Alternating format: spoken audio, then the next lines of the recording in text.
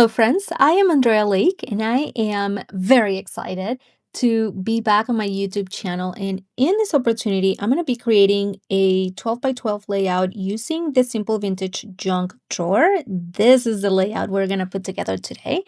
But I wanted to start the video by walking you through very briefly the collection, showing you the papers. Most of the time, whenever I hear that a collection is vintage, I tend to feel intimidated by it, but it is not the case with simple stories. I am just showing you there that I went with the pink. There are lots of um browns and teals or light blues, black. I love the black accent. And then you also have the basic papers, which I love because I am just, yes, I'm bringing them so you can see them. So you get pattern, you get the illusion of texture and that vintage um, feel from those papers. You can see the the designs. So those are the papers, 12 by 12. You get the basics, and you also have the pattern paper. So let me show you the patterns on this 6 by 8 paper pad. At this point, there are some things, embellishments in some of the papers that you are going to miss because I have already completed I had completed the layout at this point, but I really wanted to show you the collection is oh, this is, I think that's my favorite paper. It was so hard to cut through one of those sheets. Showing you now, that was another one of the papers that I used from this paper pad. Then we have the foam stickers. I'm already missing one of them, and those I cut because I was testing for a title. You have the chipboard stickers, and then all of the embellishments. Oh, those florals are beautiful. You have the journal bits, you have the bits and pieces, you have bigger embellishments, the brats are so cute. I used 3 of those to work on layering. I used, I believe, one of those pieces. Those are the bits and pieces. And then the raw buns are also wonderful in this collection. So without further ado, let's put that layout together. So one thing that I am trying to get better at, and in one of my online classes from last year, I was showing you, or I walk you through the planning process and how to make sure that when you get to create, when you sit down to create, you already have kind of an idea of what you're going to do. It is not something that you always have to do, but I had just half an hour one of these nights after work and decided to work on that. So none of these pieces have been adhered together. I was just playing with the layering. I am adding the machine stitching details just around the edges of this piece. I have my 12 by 12 piece for my background, and then I do have one of the basic papers to create a frame for my pink background. And these pieces are the light blue or the baby blue paper is 11 by 11, and then the pink paper is 10 3/4 by 10 3/4. Most of the time, I like to add dimensions, so I would be adding foam adhesive to this piece when I have these frames. But I knew, and you can see that there are a lot of layers already on the page. So I felt that adding foam adhesive here was not necessary. Now, before I start working on all the layers before I start building those, I wanted to select a couple of, I think in the beginning, before I adhere everything, I'll show you how I added how I played with one of the rub-on pieces. And then after all of the layers were put together, I went back and added one more. For now, just checking, selecting the piece that I want. I wish every single collection from Simple Stories came with a set of rub-ons. I love, love, love them. These are products that once I am done using them for my scrapbooking projects or either layouts or mini albums, I set them aside and keep them handy because I love adding them on my planners and like the day-to-day notebooks that I use. So these two pieces are from, I believe, the ephemera pack. So these are pieces that are larger in scale than the bits and pieces. Now this is a piece from the 6x8 paper pad. I didn't really measure these pieces. I just started building, putting one on top of the other, and then you'll see me playing when I am putting together these layers. You see me using the liquid glue.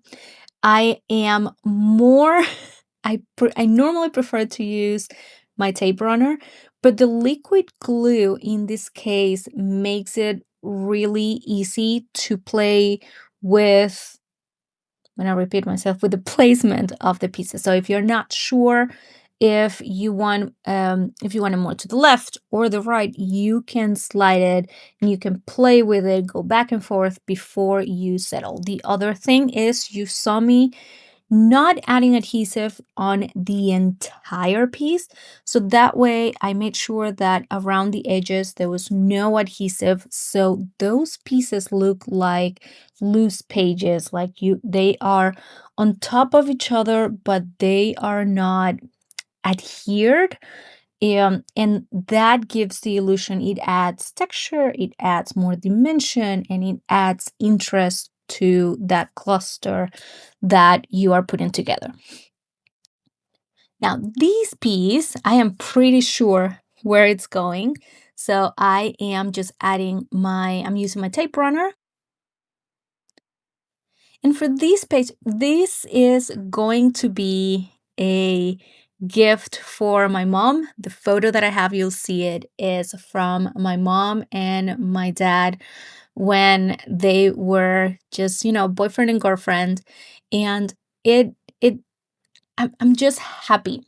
Normally, you will see me not measuring, but thinking a lot in terms of things have to be, the design has to be more of a symmetric design. And yes, I love building clusters and I love adding layers. But in this case, it was more of let's just see. Let me find the patterns that I like from the collection. Let me find the embellishments that I like that can go well with the photo. Oh my gosh, those two. So my plan is, it is my mom's birthday. Yeah, the video will be out after the birthday, so it's fine.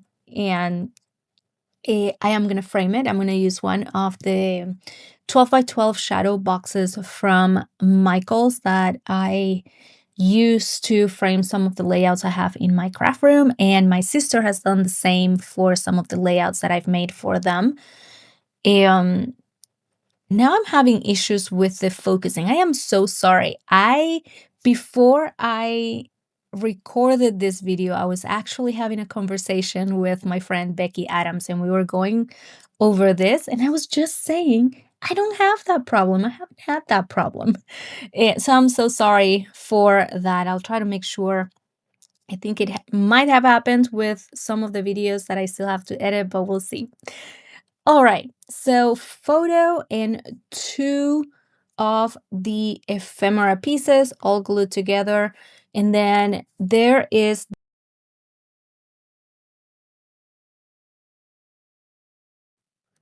these pieces, these embellishments on the bottom right of the photo are one from the cardstock stickers, the one on top, and the one that is, sorry, the one that it's on the bottom at this point, and the one that's on top of it is from the, is one of the embellishments from the page pieces. So now I have this 1/4 inch strips. This is regular white cardstock, and I'm gonna use them to add my journaling.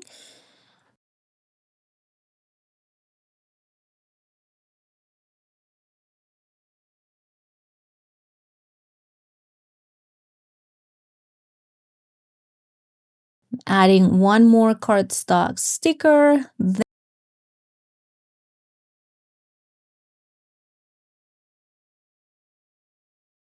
That will be my title.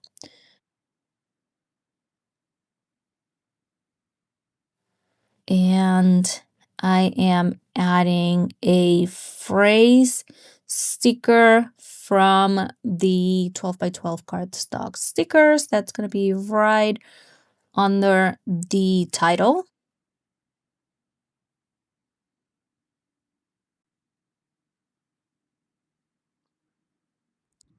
Perfect. And of course, of course, if there are butterflies, I need to add butterflies to the layout. The ones that I'm showing you that I'm holding in my hand are from the 6x8 paper pad from the paper that I showed you in the very beginning. I did fussy cut them, but the ones that are in that sorting tray are from the floral ephemera pack. So you have the option. I just liked the fact that I was able to get the smaller scale um, butterflies by fussy cutting them from the paper. So I have some bigger ones at the bottom of the page, and then I was able to add 3 smaller butterflies um, by fussy cutting them. Okay, right there. And I'm just adding the liquid glue in the center so I can play with the dimension. As I was saying, and I believe I did not complete that thought or finish that thought, is the fact that I'm going to use a 12 by 12 shadow box from Michaels, and then the frame, I will remove the glass, and the layouts look really, really nice on them. So the final touch for this layout in terms of embellishments, it's the enamel dots. You can see, remember I was talking to you, I was telling you about the rub-ons. To the right of that title was where I added another one of those pieces. So I am gonna go ahead and finish the journaling. I wanted to do that off camera. And yep, here are some still photos of the project. I really hope you enjoy the process. I hope that you pick the collection and really work with it. It is really, really gorgeous. All of the products that I used to put this layout together are linked in the description box below. And if you have any questions, make sure you leave them in the comment section. I hope you have a wonderful rest of your day, and I will see you next time. Bye-bye.